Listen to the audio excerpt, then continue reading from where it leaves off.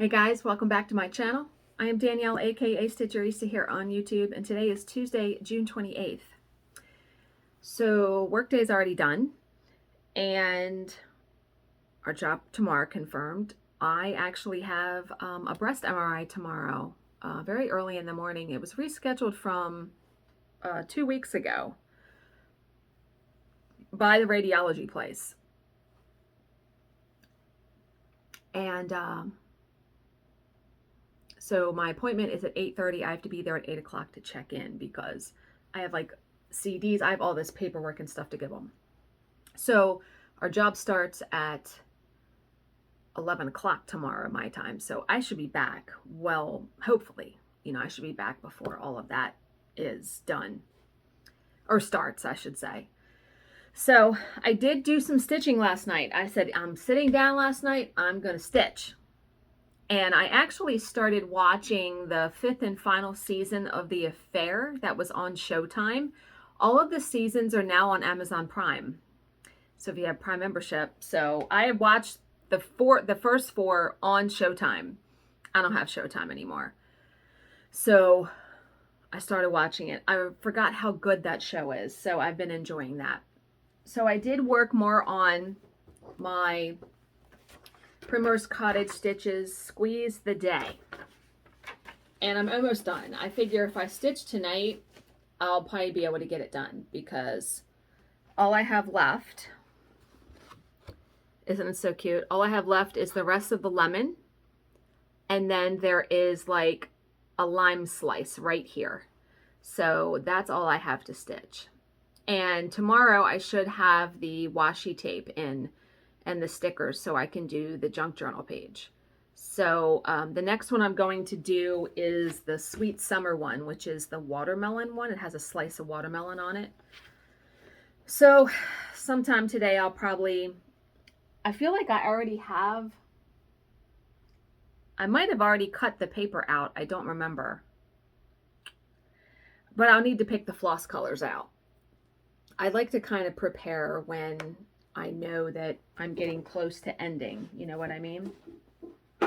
But good news, Marianne, who is making me some junk journals, she made me a Monopoly themed one so I can stitch each of the properties of the Monopoly board on perforated paper. The 18 count paper I'll do it on and then put them in the junk journal. She finished that junk journal and she mailed it. So I cannot wait to get that and show you guys. She sent me a video of it and oh my God. It's going to be so spectacular. I know it is. So looking forward to getting that. And man, do I have some junk journals now. I have 1, 2, 3, 4, 5 plus the Monopoly one. And then I know Marianne is making me a bigger one so I can stitch bigger stuff and put in it. So I will be junk journal just bursting at the seams here. So I am continuing to read my book. It is actually very, very nice here today. It was hot AF yesterday, but it is very nice here today. It is barely 80 degrees. So I had breakfast outside. It was only like 65 degrees when I had breakfast. And I had lunch a little while ago and it was only like 75.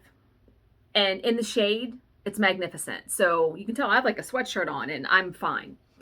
So I may later on go back out there and do some more reading. But the book is very good. The book by John Marrs, What Lies Between Us.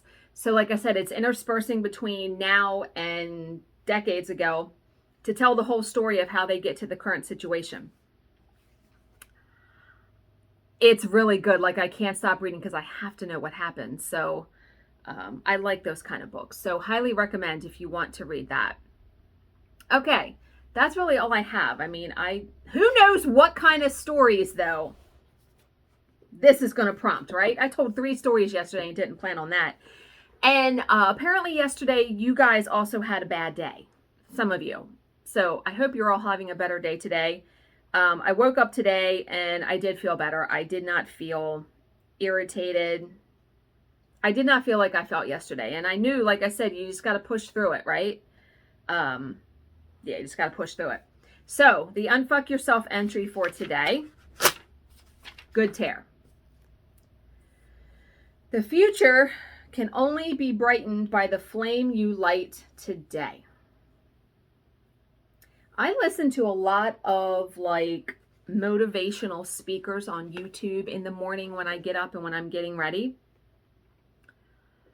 And the ones I listened to today said, nothing is ever going to be different unless you do different, right? Or things like, 95% of the people will just continue to go about their day like they always have, and they won't. You have to be committed to your goals. If I could remember, when I hear something good, I need to start jotting it down or something, but I don't know how I would do that. Almost everything I hear is just very true about meeting your goals and doing different stuff and trying different things. Okay. Small miracle story for today. And then we're going to end the video. It's going to be a really short one today, I think. Who knows? Because this story may prompt other stories. Okay.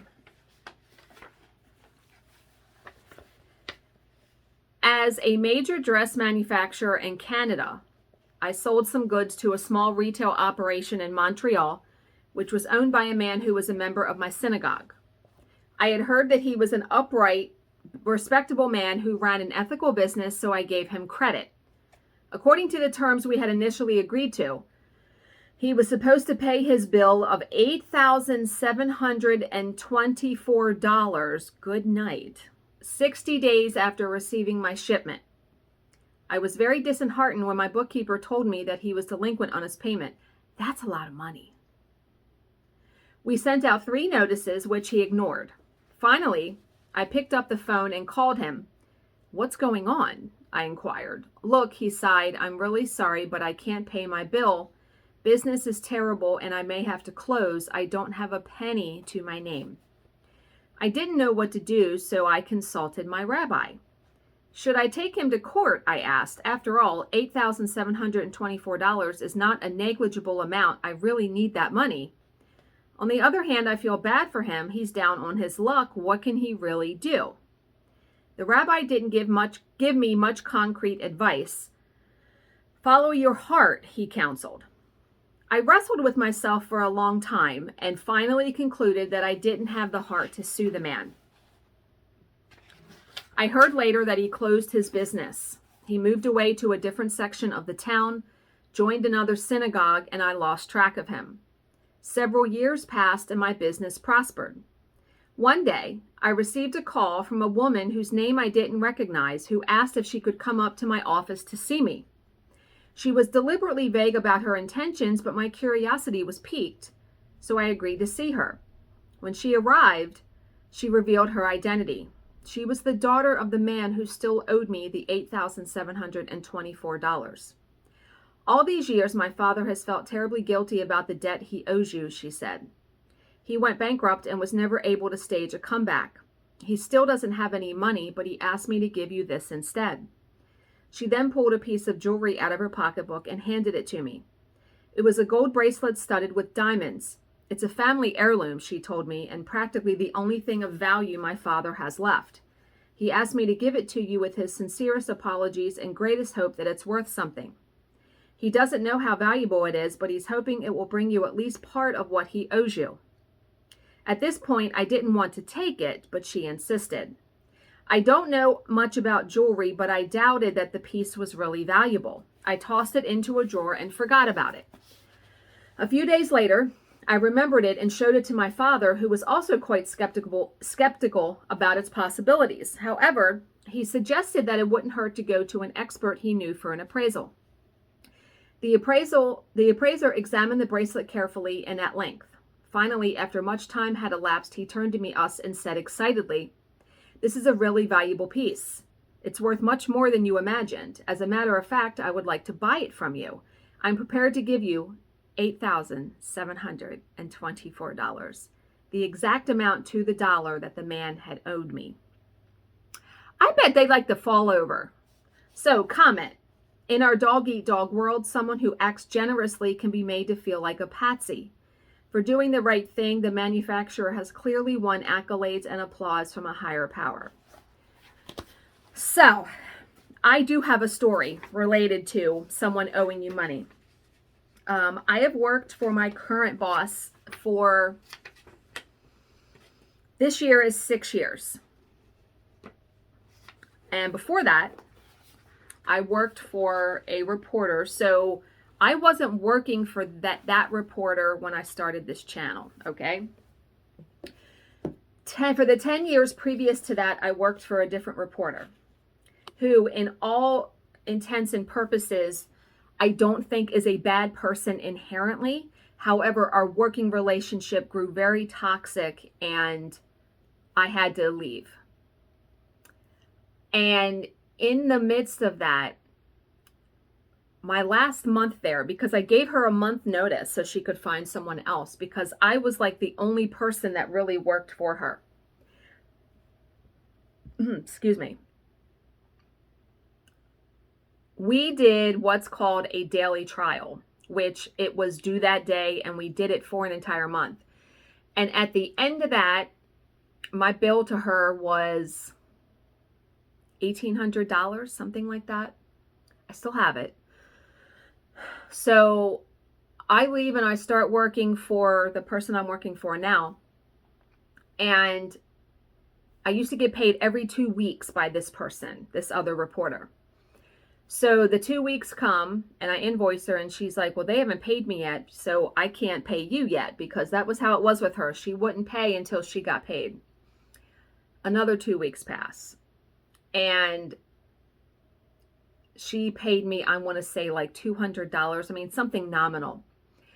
And then finally she came clean and she said, well, I have to be honest, they did pay me, but I had bills to catch up on, so now I don't have money to pay you. Really? Okay, well, that's bad business, obviously. And she said, I would like to go forward with a payment agreement with you, though. Even if it's only $25 every week, I promise I will pay you. I agreed. Bill thought I should sue her. And I thought to myself, first of all, she's in New Jersey. I'm in Maryland. I honestly didn't feel like going through small claims court to get a judgment for which I probably would have never gotten the money anyway. She wound up paying me, I want to say, another $100 maybe. And it's been years since I've received anything from her. And she just completely stopped contacting me. So she still owes me like $1,700 to this day for that work that I did. And I like to think that karma, the universe, is working, right? That somewhere down the line, I'll either receive something in that same amount, that she miraculously will come forward and pay me because my number and email hasn't changed since that time. Yeah, that was a hard pill to swallow when it first happened. I mean, it's been years now, so I've kind of, you go past it. But when it first happened, we needed the money very badly. So it was an awful, awful time. And I just did not have it in me to fight her for that money, to fight her for it. What's the most awful part is that I did the work for her, is that I did 99% of the work. The editing is most of it. And that she was able to get paid and catch up on her stuff. And, in good conscience, I just couldn't do that to someone who worked for me if I was in that situation. I've been behind in bills. I've been behind in bills plenty of times. And what I always did when I was single and living back in this area, when I broke up with the boyfriend that I lived in Hagerstown, I said that completely wrong. When I came back here, my rent was $850 a month. My car payment was $400. My health insurance was $400. And then I had gas and electric, cable. So I always paid my health insurance first and my rent. So 9 times out of 10, my car payment I'd have to use the grace period. I always had a 2-week grace period. But I made accolades, like I did some extra work for my dad to get extra money. And I even went so far as to defer my student loan because I was still paying off a $25,000 student loan then. I deferred it as long as they would let me, knowing that eventually I would pay it back. So, and which I have. I mean, it's been years. I paid that off 10 years ago. But I was never intentionally shirking my responsibility. Do you know what I mean? Yeah, I don't know what this woman, this reporter, thinks about me, but I don't know. I like to think she's reaping what she sowed in some way, shape, or form, right? Yeah, her story was truly a riches to rags story. I won't go into it because I'm not going to say all of somebody's business on here, but wowza, let me tell you. But okay, I am going to end this here, guys. As always, I hope you guys are having a great Tuesday. If you have any questions, please leave them in the comments section below, and I will answer them to the best of my ability. Thank you so much for watching and subscribing and spending about 16 minutes of your time with me today, and I will see you in my next video. Bye, guys.